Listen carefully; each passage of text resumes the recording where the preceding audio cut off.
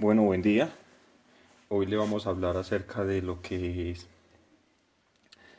neumotoras, hemotoras, mediastinitis y atelectasia. Somos estudiantes de enfermería de la Universidad Antonio Nariño y está a cargo de Jocelyn Luna y quienes habla Julián Bedoya. Entonces vamos a iniciar hablando con lo que es neumotoras. Neumotoras es un colapso pulmonar, ¿sí? Se produce cuando hay aire, cuando el aire se filtra en el espacio que se encuentra entre los pulmones y la pared torácica. Los pulmones poseen unos cubrimientos membranosos denominados pleuras, siendo de dos tipos: la pleura parietal, que es la que se encuentra directamente con el tórax, y la pleura visceral, que es la que envuelve directamente a los pulmones. Para diagnosticar el neumotórax principalmente es mediante una radiografía. En casos, en otros casos, una tomografía o tomografía computarizada para brindar imágenes más detalladas, ¿sí? Hay unos tipos de neumotórax. Puede ser traumático, que el traumático generalmente es por accidentes de tránsito, ataques con arma blanca, ¿sí? Porque estos generan una fisura y provoca que el aire, que entre aire entre el espacio pleural y este colapse el pulmón. También está el otro tipo, que es el diatrógeno.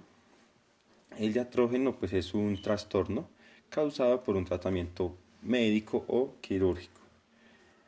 Está el espontáneo, pues este pues es donde no hay ningún motivo, ¿sí? Aparece para que aparezca el neumotórax, pero existen dos tipos o dos categorías, que está el neumotórax espontáneo primario, que esto pues se da en pacientes que anteriormente no han sufrido ninguna enfermedad pulmonar, y el secundario, pues este afecta a los pacientes que con una enfermedad pulmonar preexistente, ¿sí? Hay que tener en cuenta Hay que tener en cuenta que la incidencia del neumotórax es muy variable según los países. Según el INE, que yo encontré, en Inglaterra la tasa global de neumotórax espontáneo es del 16.8 casos por 100.000 habitantes, 24% en varones y el 9.8% en mujeres. Así, por ejemplo, en los Estados Unidos, el neumotórax espontáneo primario presenta una incidencia del 4.2 casos por cada 100.000 y el secundario en 3.8 casos por sexos, ¿sí? Hay que tener en cuenta que los síntomas de neumotórax como consecuencia, pues es como consecuencia del colapso del pulmón afectado. Los primeros síntomas pueden aparecer en el 80 o un 90% de los casos. Suele ser dificultad respiratoria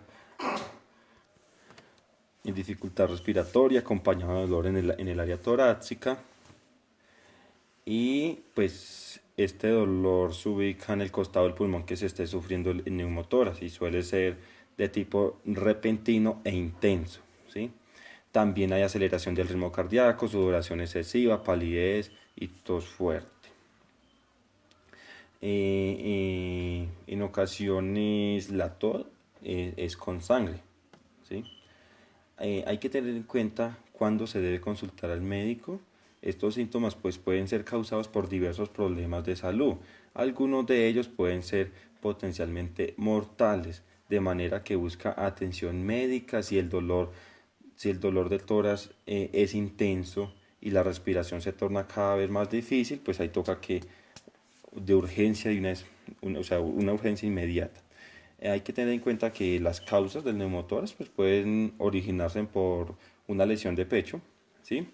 Pues que esto puede provocar un colapso de pulmón, y esto pues generalmente son agresiones físicas, accidentes de tránsito, procedimientos médicos, por enfermedades pulmonares, pues en este caso pues podemos hablar principalmente de la enfermedad del EPOC, que es enfermedad pulmonar obstructiva crónica, por ampollas de aire rotas, pues porque se pueden manifestar pequeñas ampollas de aire en la parte superior del pulmón. Cuando estas se revientan, dejan el aire en el espacio que rodea los pulmones. Y está por ventilación mecánica. Esto puede producir, pues, es un tipo grave de neumotórax en personas que necesitan asistencia mecánica para poder respirar. Los factores de riesgo, pues, como ya lo he dicho anteriormente, pues en general los hombres tienen mayor probabilidad de tener neumotórax que las mujeres, ¿sí? Y pues principalmente es por el tabaquismo, cuando hablamos de cuestión de genética puede ser también hereditario, enfermedades pulmonares, por ventilación mecánica, y un neumotórax previo, ¿sí? El neumotórax previo es cuando la persona que ya ha tenido un neumotórax corre mayor riesgo de tener otro, ¿sí? Cuando las complicaciones, pues como dije anteriormente, pues hay muchas personas que han tenido, por ejemplo, un neumotórax y pueden tener otro, habitualmente después de 1 o 2 años de la primera vez, ¿sí? Y pues el tratamiento pues se puede seguir, o sea, puede filtrando el aire que se encuentra, o sea, el aire que entra la apertura del pulmón y no se cierra. Entonces es posible que se le realice una cirugía para cerrar lo que está generando la fuga de aire. El hemotórax es la presencia de sangre en la cavidad pleural. Un hemotórax puede ser el resultado de cualquier lesión cerrada o penetrante que produzca una lesión o una rotura en el pulmón o de una arteria o vena del tórax, pues la sangre suele acumularse en el espacio pleural entre las dos capas del tejido que cubren los pulmones. Generalmente los síntomas pues no duele, ¿sí? Pero lo que sí causa dolor generalmente es lo que produjo la lesión, ¿sí? La gravedad de estos síntomas depende de la cantidad de sangre acumulada. Si la cantidad de sangre acumulada es pequeña, el paciente por lo general no tiene otros síntomas. Si se acumula una gran cantidad de sangre, pues el sujeto comienza a sentir falta de aire, la respiración puede ser superficial y rápida. Si la cantidad de sangre puede provocar, o sea, si es una gran cantidad de sangre, pues puede provocar un descenso peligroso de la presión arterial, o sea, un shock, y la piel se vuelve fría, o sea, diaforético, y ya el paciente no está saturando normal. Generalmente esto se diagnostica mediante una radiografía de tórax, ¿sí? Eh, Hablando de la fisiopatología, pues esto se divide en lo que es la respuesta hemodinámica, pues que es la magnitud de la respuesta asociada a la velocidad y la cantidad de volumen sanguíneo perdido, ¿sí? Generalmente, bueno, estas se clasifican en 4 clases. La clase 1 es la pérdida hasta el 15% aproximadamente, o sea, en 750 mililitros. Ya pues el llenado capilar aún sigue normal, la frecuencia cardíaca es más o menos 100 latidos por minuto, la presión arterial normal, la presión del pulso pues está un poco disminuida, la frecuencia respiratoria de unos 20 por minuto y la diuresis es mayor a 30 mililitros por hora. El estado normal, el estado mental es normal y pues no necesita como tratamiento, solo una intervención. La clase 2 pues ya sería una pérdida de 15 a 30%, aproximadamente serían de 800 a 1500 mililitros de perdidos. La disminución del llenado capilar, hay disminución del llenado capilar con frecuencia cardíaca mayor a 100 latidos por minuto. La presión arterial pues aún sigue normal, pero la presión del pulso se ha disminuido. La frecuencia respiratoria oscila entre 20 a 30 respiraciones por minuto. La diuresis también oscila más o menos entre unos 20 a 30 mililitros por hora. Pues ya hay ansiedad y a veces requiere resucitación con cristaloides. En la clase 4 de la pérdida ya es muy grande, ya una pérdida mayor al 40%, una cantidad más o menos que sería mayor a 2000 mililitros. ¿Sí? La hemorragia ya amenaza con la vida del paciente, con frecuencia cardíaca mayores a 140 por minuto, la presión arterial disminuye hasta hipotensión, la presión del pulso disminuida, la frecuencia respiratoria se torna más o menos entre unos 40 respiraciones por minuto, hay diuresis mínima, hay ansiedad, confusión, y pues esto sí requiere transfusión de inmediato, o sea, de emergencia. Cuando hablamos de la respuesta respiratoria, pues el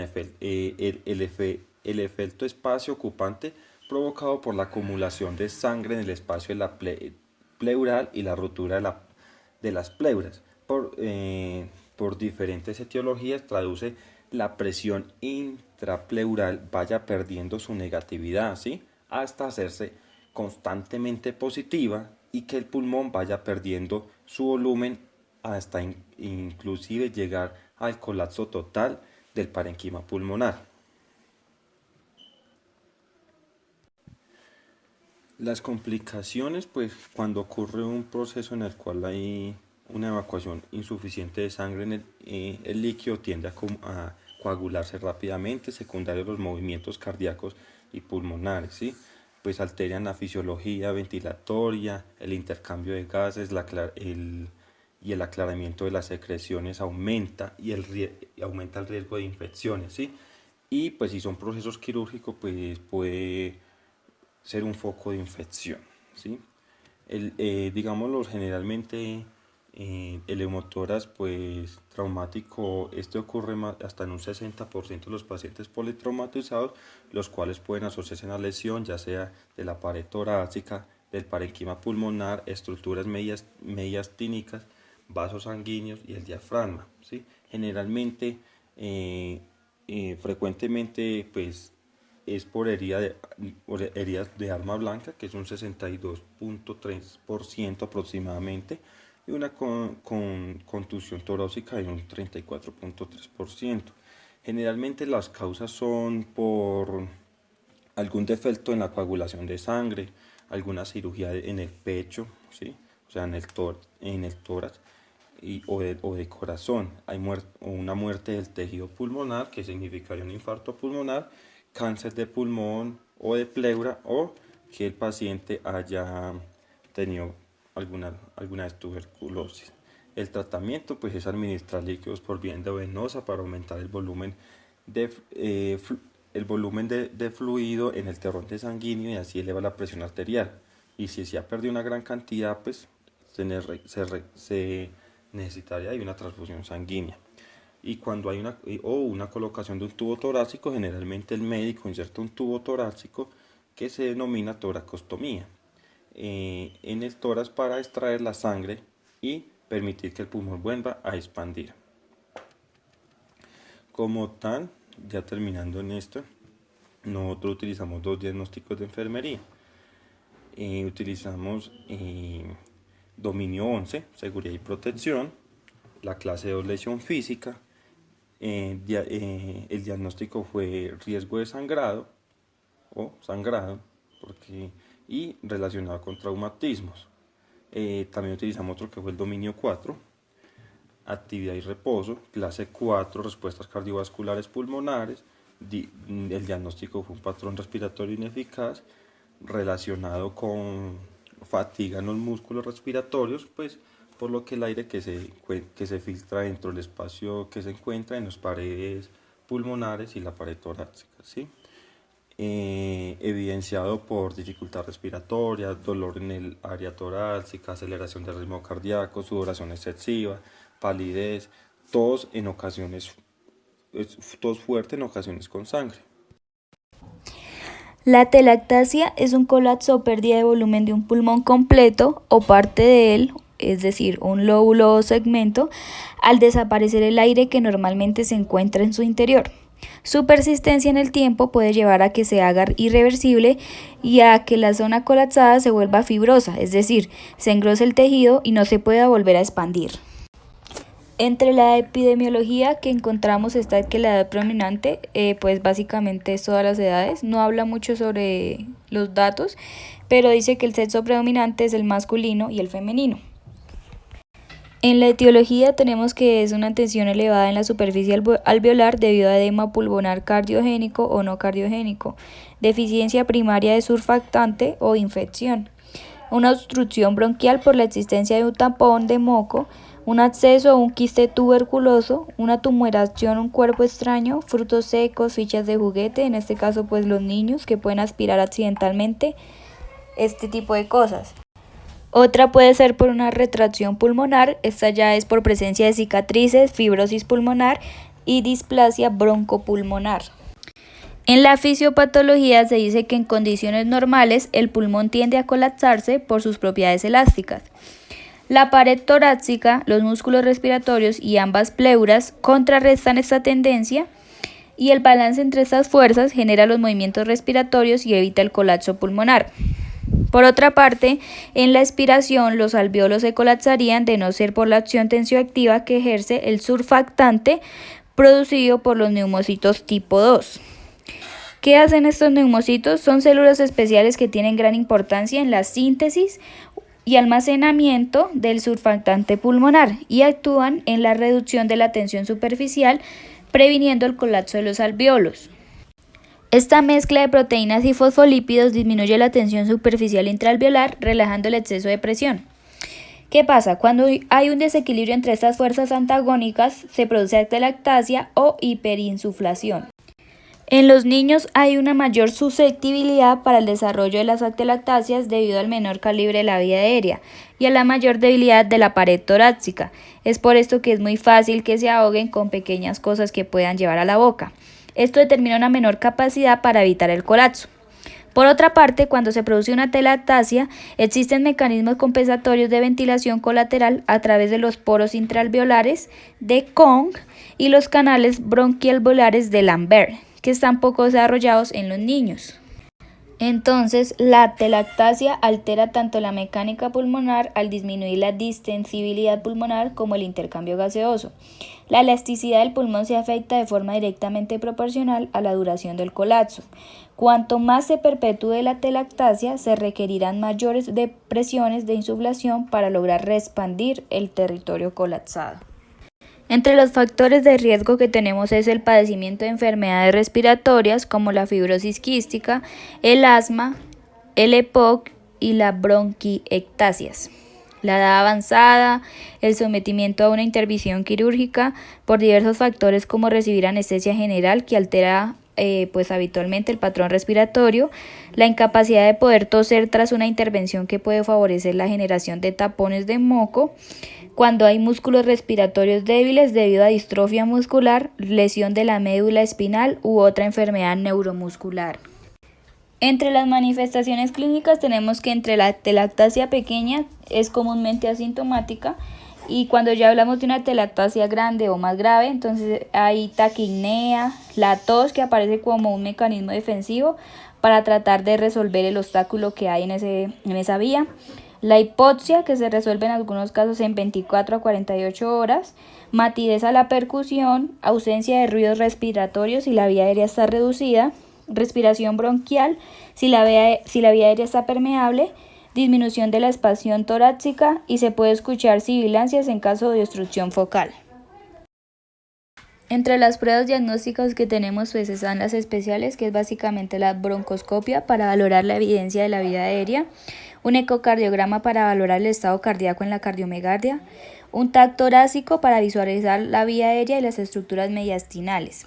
En la radiografía torácica pues básicamente valora la atelectasia del lóbulo medio derecho y lingular, la atelectasia del lóbulo bajo que ocultará el diafragma y también busca una posible compresión de la vía aérea, líquido pleural o aire. En el tratamiento farmacológico, pues básicamente el objetivo principal del tratamiento será lograr la reexpansión del pulmón afectado.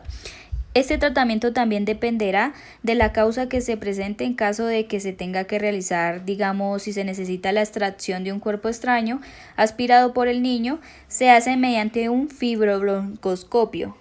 También se utilizan broncodilatadores con el fin de aumentar el diámetro de la vía aérea y mejorar el aclaramiento mucociliar.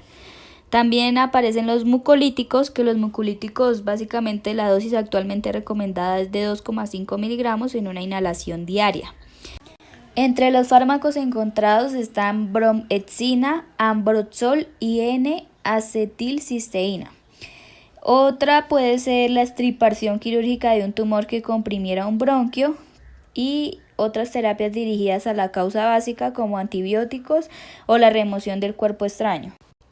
En el tratamiento no farmacológico pues tenemos estimular la actividad y el movimiento según sea tolerado por el paciente, las terapias que ya pues son la de tos asistida, espirometría incentivada y ejercicios de respiración.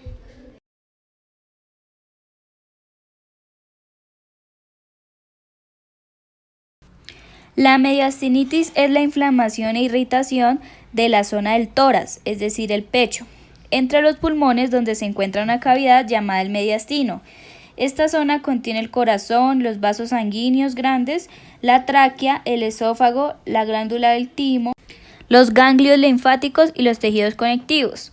La mediastinitis puede ser aguda cuando la mayoría de los casos tienen relación con la cirugía esofágica, cardíaca y torácica. Se produce mediastinitis operatoria en alrededor del 0.5% al 1%. La mediastinitis crónica, que se desarrolla lentamente como resultado de la irritación a largo plazo o de una infección que tarda mucho tiempo en resolverse. En cuanto a la epidemiología, pues son muy poquitos los datos que dice la literatura, entonces básicamente la mediastinitis aguda suele ser consecuencia de la perforación esofágica o de una esternotomía mediana. En cuanto a la fisiopatología, nos habla que los traumatismos cerrados o abiertos pueden dar lugar a la ruptura de la tráquea, bronquios y esófago, los cuales pueden, además de producir enfisema mediastínico, dar lugar a la contaminación del espacio y un cuadro séptico grave que puede conducir a la muerte. La contaminación del espacio mediastinal con el contenido séptico de los órganos mencionados se va haciendo cada vez mayor y la infección localizada al inicio se va extendiendo a las diferentes áreas del mediastino, pudiendo tomar pericardio y pleuras y a través de estas afectar la cavidad pleural, por lo cual se establece un empiema. Entonces, ¿qué es un empiema? El empiema pleural es la acumulación de pus en la cavidad que se encuentra entre la pleura visceral y la pleura palietal, es decir, entre el espacio pleural.